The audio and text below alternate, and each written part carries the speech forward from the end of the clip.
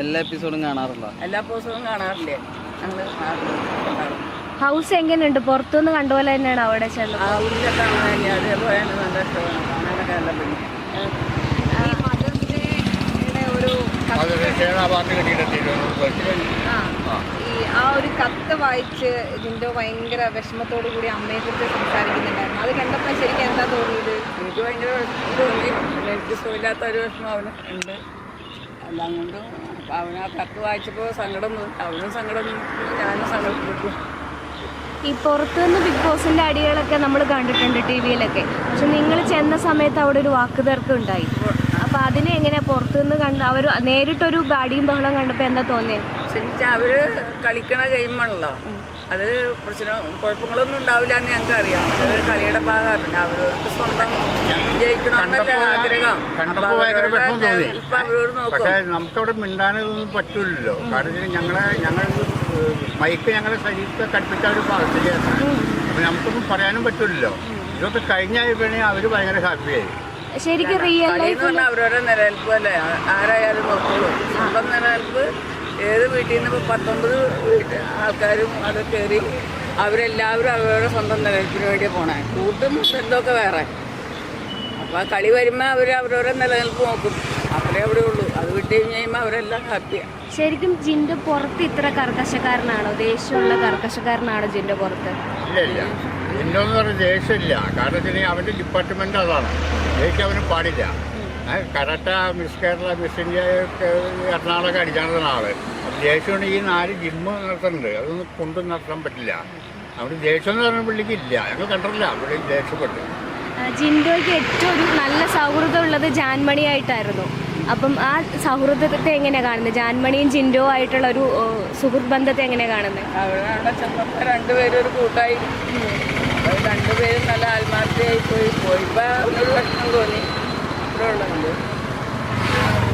അവിടെ ഉള്ളവരെല്ലാം കളിക്കുന്നവരെല്ലാം ഓരോരുത്തരും പിരിഞ്ഞു പോകുമ്പോൾ വിഷമം തോന്നും. കാരണം അവിടെ ഗെയിം കളിക്കുമ്പോൾ അവരെത്ര അടി ഉണ്ടാക്കി തല്ലിട്ടാലും അതോട് കഴിഞ്ഞാൽ അപ്പം തന്നെ അവർ ഭയങ്കര സ്വരുമയാണ്. ഒരു വീട് സ്വന്തം സഹോദരങ്ങളെ പോലെ ആങ്ങളെയും പെങ്ങളും പോലെയാണ് അവിടെ ജീവിക്കുന്നത്. അപ്പോൾ ആ ഒരു കാഴ്ച നമ്മൾ കാണുമ്പോൾ ഏതാളായാലും പിരിഞ്ഞു പോകുമ്പോൾ സങ്കടം തോന്നും. പിന്നെ അവരുടെയുള്ള കാര്യങ്ങൾ മാത്രമേ അറിയണുള്ളൂ. അല്ലാണ്ട് പുറത്തൊരു സമയം അറിയാനോ പിന്നെ ഒന്നും അവർക്ക് സാധിക്കില്ല. അവർ TV കാണാനോ ഫോൺ കാണാനോ ഒന്നിനും സാധിക്കുന്നില്ല. അവരാണ് അവരുടെ മെയിൻ കൂട്ട്. അവിടുത്തെ അംഗങ്ങൾ അതൊരു കുടുംബം. ഭയങ്കര ഹാപ്പി ആയിട്ട് അവരവിടെ പോകണം. ജിൻഡോന്റെ ഡാൻസ് ഡാൻസിനെ പുള്ളി പണ്ടേ പ്രദക്ഷിണാണല്ലോ. അങ്ങനെ കളിക്കുന്ന ആളാണ്. അപ്പോൾ അവർക്ക് കളിക്കാൻ അവർ കളിച്ചു. അതെല്ലാവരും നല്ല രസമെന്നോട് തോന്നി. ഞാൻ ഈ കഴിഞ്ഞ ദിവസം പോയപ്പോൾ ഞാൻ ഒരു പാട്ട് പാടാൻ പറഞ്ഞാലും നിർബന്ധിച്ചു. അവിടെയുള്ള പിള്ളേർ ഒറ്റപാടെ കൂടി ഒരു പാട്ട് ഞാനും പാടി. ഒന്ന് രണ്ട് പാട്ട് ഞാനും പാടി.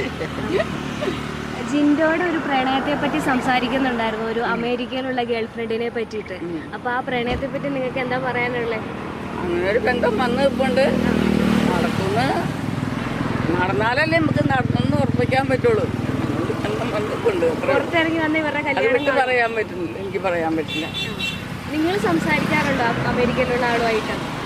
ഞങ്ങൾ സംസാരിക്കാറുണ്ട്. ഇടയ്ക്കിടയ്ക്ക് ഫോൺ വിളിക്കാറുണ്ട്. ഞങ്ങൾ സംസാരിക്കാറുണ്ട്. എന്നുവെച്ചാൽ നമ്മൾ ആളവിടുന്ന് വന്നാലല്ലേ നമുക്ക് പ്രണയത്തിൽ കല്യാണം നടന്നെന്ന് പറയാൻ പറ്റുള്ളൂ. അതൊന്നും തീർത്തും പറയാൻ എന്നോട് സാധിക്കില്ല. അപ്പോൾ ഇപ്പോഴത്തെ നിലയിൽ എല്ലാ ഓഡിയൻസ് എല്ലാം ജിൻഡോ കപ്പടിക്കണം എന്നുള്ള പൊതുവെ ഒരു അഭിപ്രായമുണ്ട്. അപ്പം എങ്ങനെയാണ് ജിൻഡോ കപ്പടിച്ചു വരുമെന്നുള്ള ശുഭപ്രതീക്ഷയിലാണ് നിങ്ങളുള്ളത്? അങ്ങനെ ആഗ്രഹമുണ്ടെങ്കിലും നമുക്ക് ഗെയിമല്ലേ, ഏത് നിമിഷവും പിറകോട്ട് പോവാം. ആർക്കടിക്കുമെന്നും പ്രതീക്ഷിക്കാനും പറ്റില്ല. ആർക്കടിച്ചാലും അവൻ വരുമ്പോൾ സന്തോഷം. ഞങ്ങൾക്ക് ഇത്രയും ദിവസം നിന്നാൽ ഞങ്ങൾക്ക് സന്തോഷം ഉണ്ടാവുള്ളൂ. അടിക്കഴിഞ്ഞാൽ ആർക്കടിച്ചാലും ഞങ്ങൾക്ക് അവൻ വരുമ്പോൾ ഭയങ്കര ഇത്രയും ദിവസം നിന്നതിൻ്റെ ഭയങ്കര ഒരു സന്തോഷം ഞങ്ങളുടെ മനസ്സിലാവുന്നത്. ജിൻഡോ അല്ലാതെ ആരാ കപ്പടിക്കണമെന്ന് ആഗ്രഹമുള്ളത്? അത് നമ്മളെ ആഗ്രഹം എന്നാളെന്ന് പറയാൻ പറ്റില്ല. അവിടെ നിൽക്കുന്ന എല്ലാ ആൾക്കാർക്കും എനിക്ക് അടിക്കണം എന്നുള്ള ആഗ്രഹക്കാരാണ്. ആരെങ്കിലും ഒരാൾക്ക് അടിക്കും. ഈ ബിഗ് ബോസ് തുടങ്ങിയപ്പോൾ മുതലേ ഓരോ എപ്പിസോഡ് കഴിയുമ്പോഴും ജിൻഡോ ചേച്ചിയെ കുറിച്ച് അവിടെയുള്ളവർ തന്നെ മണ്ടനാണ് അങ്ങനെയുള്ള വിളികളൊക്കെ ഉണ്ടാവാറുണ്ടല്ലോ.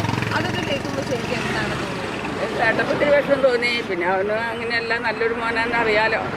പിന്നെ അവർ ഗെയിം കളിക്കുമ്പോൾ ഒരാളങ്ങനെ മണ്ടൻ അല്ലെങ്കിൽ അങ്ങനെ എന്തെങ്കിലുമൊക്കെ അങ്ങോട്ടും ഇങ്ങോട്ടും പിടിക്കും.